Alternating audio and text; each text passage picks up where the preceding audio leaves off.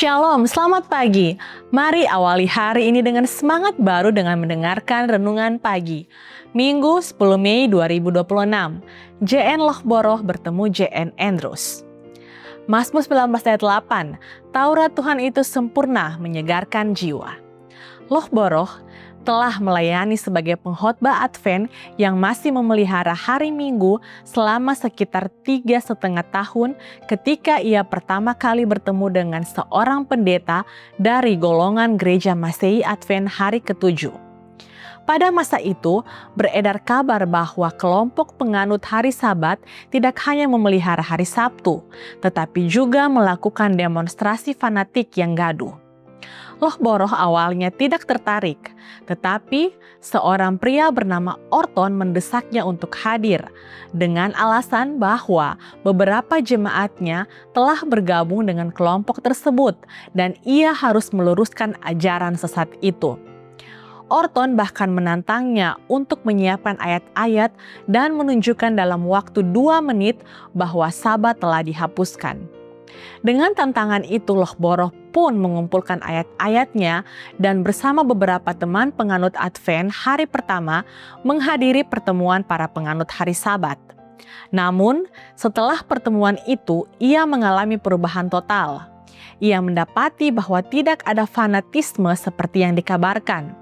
Sebaliknya, seorang pendeta bernama JN Andrews mengambil ayat-ayat tentang hukum dan Sabat yang ternyata sama persis dengan ayat-ayat yang telah disiapkan Lohboroh dan menjelaskannya satu persatu, bahkan dalam urutan yang sama.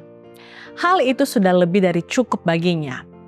Pada bulan September 1852, JN Lohboroh menerima ajaran tentang hari Sabat dan segera mulai berkhotbah untuk golongan Advent hari Sabat. Dalam tahun-tahun berikutnya, ia menjadi pionir gereja Masehi Advent hari ke-7 di California dan Inggris, melayani sebagai pendeta dan pemimpin gereja di berbagai wilayah Amerika Serikat. Pada tahun 1892, ia menerbitkan sejarah pertama gereja Masehi Advent hari ke-7 dengan judul The Rise and Progress of Seventh-day Adventists.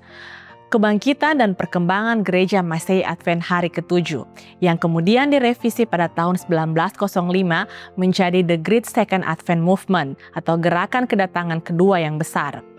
Di suatu tempat, Ellen White mencatat bahwa berkat dari orang-orang yang mendedikasikan hidup mereka kepada Tuhan tidak akan pernah berakhir. Demikianlah yang terjadi dalam diri JN Lohboroh. Dan hal yang sama dapat terjadi dalam kehidupan kita masing-masing. Tuhan, ajar kami untuk tidak takut mencari kebenaran, sekalipun itu berarti harus mengubah keyakinan kami.